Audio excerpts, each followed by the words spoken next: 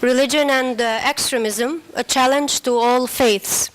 We are pleased to have here with us Dr. Joshua Snyder, Dr. Masli Malik, Reverend Dr. Sivin Kit, and Dr. Ananthi Al-Ramia. In this afternoon, we will discuss some of the issues that we are encountering lately in global scene. Before we proceed, I'd like to share two stories with you very briefly. These two stories I came across very recently. One of them, of course, Odysseus. I'm sure many of you have heard of it. It's one of the Greek mythological books of ancient Greece. In my country, where I come from, Kosovo, it was part of our school curriculum. So we learned about Odysseus, but when I read it a few days ago, reading to my children, I came across a few hints of xenophobia, which was very eye-opening in a way, because I haven't read like that before.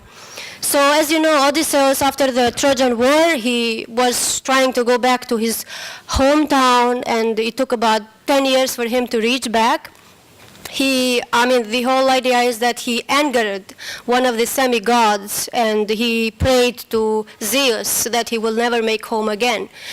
And the idea is that he reached the ports of Phaeacia, one of the islands in Greece, because Greece is a country consisting of 6,000 islands.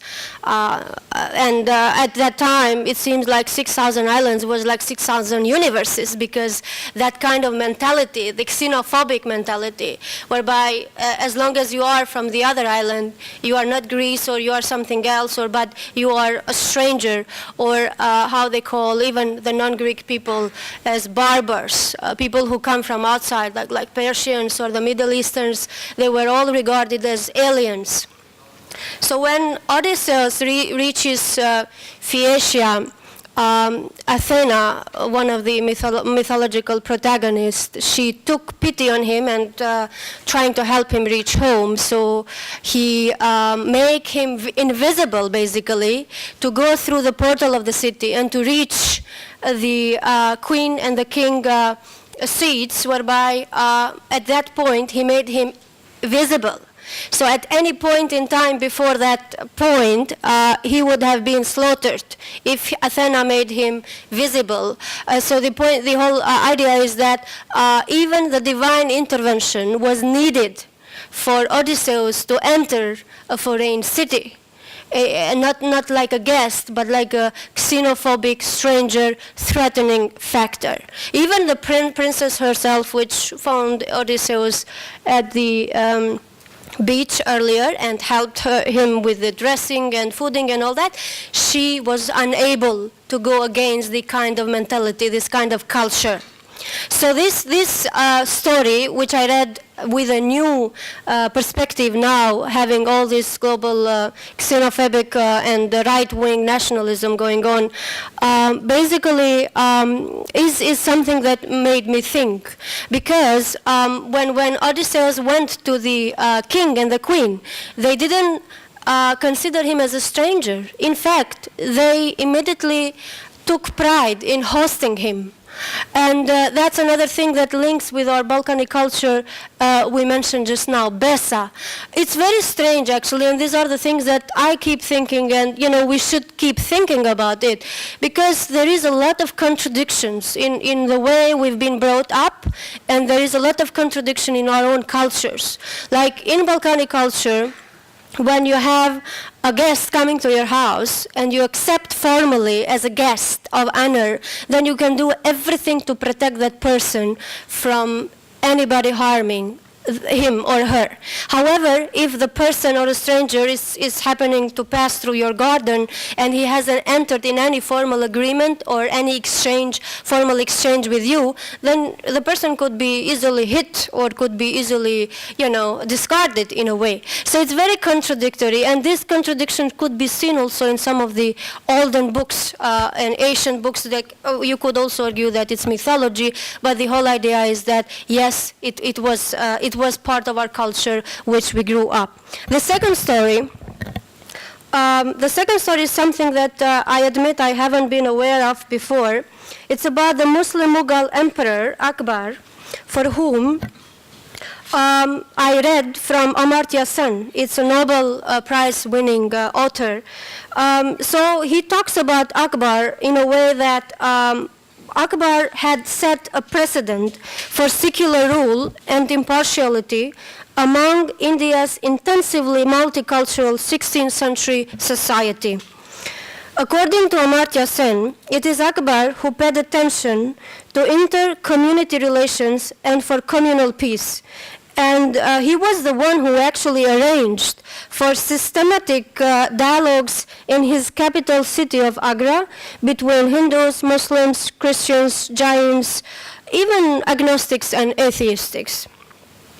So Akbar was basically he was a social science genius in a way, because he slammed the child marriage at that time when the social conventions allowed it. He disparaged Islam's giving the bigger inheritance to males, arguing that females are weaker and might need it even more, and also frowned upon Hindus for not allowing the widows to remarry.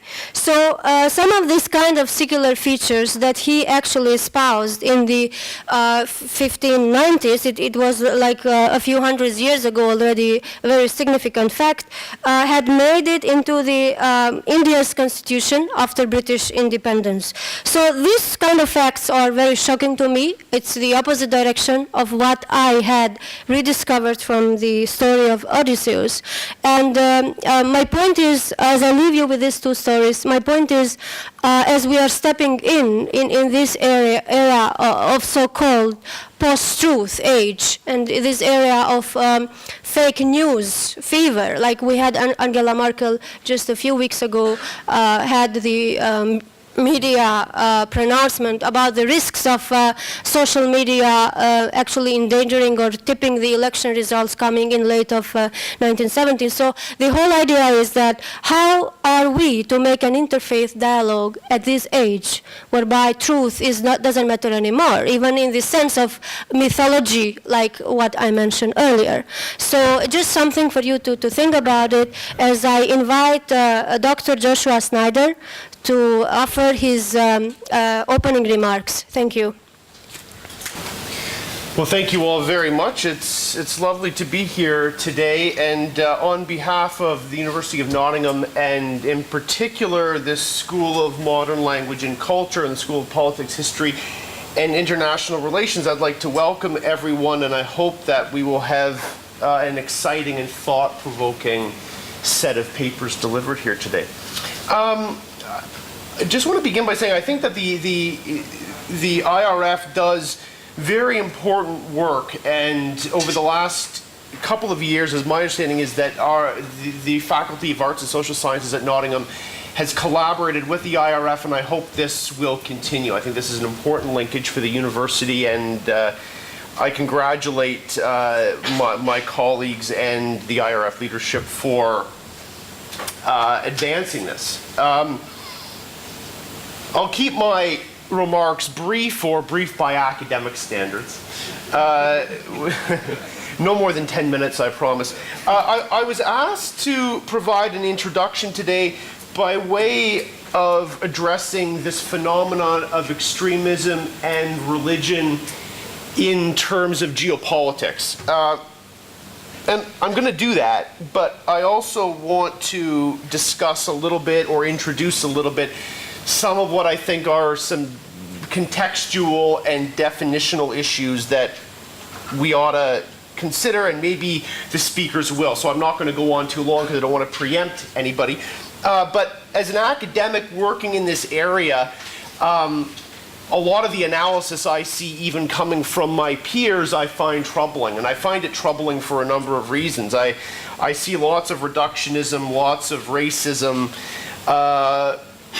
the sort of banal attempts at political correctness, and most worryingly from an academic perspective, attempts to construct what I think are simplistic grand narratives on religion and extremism. And I think that if in my case, and maybe some of you in this room, if we're calling ourselves academics, and social scientists, and we're doing proper social science, that we need to sort of push beyond simplistic narratives, which isn't so easy to do.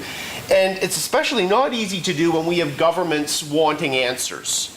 And we have publics that aren't particularly interested in deep thinking, reflective thinking, complexity. It all gets to be very hard, so then we end up with simplistic narratives. And I think we ought to be trying to push beyond this.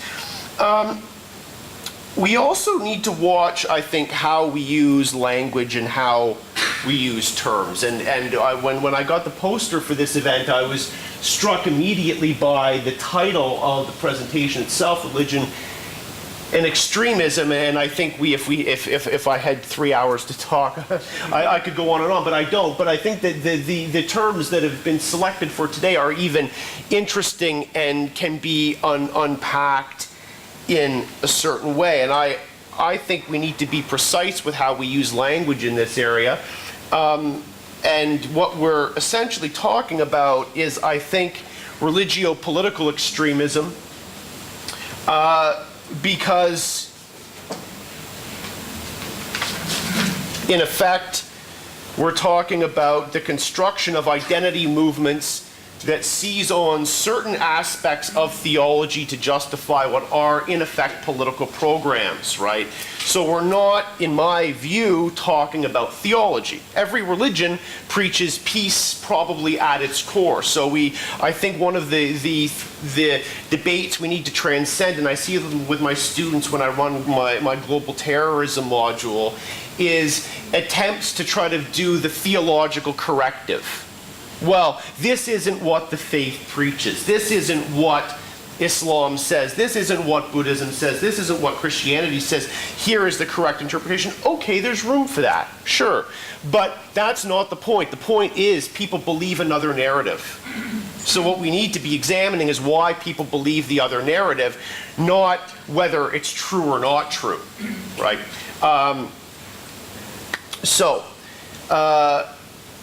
Identity politics that turns violent. And I think that theology on balance is a fairly weak driver of violence, and this is what my research looks at. I don't think theology in itself is what motivates people to violence. I think it needs to be taken into consideration with other things. These categories of religion and extremism, the two words that are contained in the topic of today's title, I think are deeply contested in and of themselves. So what is actually religion? What is religious identity? To what extent do extremist interpretations or politicized theologies constitute real religion? Contested. Extremism is similarly contested, right? How do we define what extremist behavior actually is? And this gets to be a very difficult discussion. We see attempts on the part of some nation states to try to limit the use of the term extremism to only the most egregious forms of religio-political violence, and attempting to sort of excise the use of this term for behavior that I think is very extremist. But that's not extremism, that's something else. So we have to, I think if we're doing this properly, we also have to have a discussion about what constitutes extremist behavior. I think we can all agree that burning down a village is blatantly extremist, that walking into a school with a suicide vest strapped to yourself is blatantly extremist, beheading people is blatantly extremist. What about locking people up for having atheistic views, right? Is that not another form of extremism? What about heinous attacks on members of the community who share different lifestyles? Things like this. So we need to have, I think we need to really think about how we use these terms. Geopolitics is an interesting one, and that's what I was specifically asked to comment on. And depending on the particular manifestation of religio-political extremism, we can see the effect of geopolitics working at different levels. So I don't think it's possible to sort of give a this is how it is sort of explanation, because it varies so much from case to case. Certainly in conflict environments, the level of analysis is not that complicated. So we see that in the context of a place like Syria and the rise of the so-called Islamic State, we can see the sort of geopolitics there quite clearly. Yet in other cases, the geopolitics are less clear. The worry about attributing religio-political violence to geopolitics, in my view, is that in doing so, we run the risk of othering the violence and attributing it to forces outside of our own society, perhaps, right? So we have this problem in wherever of religio-political extremism, but it's being driven by geopolitics. So it's all being driven by external actors, so it has nothing to do with us, right? I think that's a problem. It shifts the onus of responsibility onto external actors rather than looking at how religio-political agendas are instrumentalized in the service of national or local political agendas. And that's a whole other story. Another sort of output of this sort of geopolitics discussion is globalization. And that to me is more interesting. Barber did work on this in the early 1990s. He's probably not the most talented sociologist around, but his work I think, speaks to this, and it speaks to it in the sense that we can look at the rise of religio-political violence and the various outputs that come from that in the context of a response to globalization, as a response to modernity, as a counter-modernity to modernity. And I think that might be more interesting than kind of looking at sort of direct geopolitics, which can get to be conspiratorial at a certain stage. So I think the globalization question is very important, and that in the face of sort of the very unequal unfolding of economic globalization and disastrous neoliberalism in a number of nation states, particularly in this region, we see this. We see reactionary faith politics used to articulate a challenge to the sort of globalizing external force. And the worry is what happens when identity entrepreneurs at the local level begin to seize on this. I think that's what we need to really be looking at. So, transcending simple narratives. I think as just to conclude, I'll conclude sort of where I began and said that to say that as practitioners and scholars, we need to really be looking at multiple sources of extremism. That we shouldn't just be worried about this sort of religio-political violence coming from one religious tradition or as manifesting via one particular tactic, right? I think we need to really expand the definition of what constitutes religio-political extremism to include agendas of official intolerance against members of certain communities. And if we don't do that, we're really not having a conversation about extremism. So that's all I have to say. I welcome to our City Teaching Center, and whoever's up next. Thank you very much.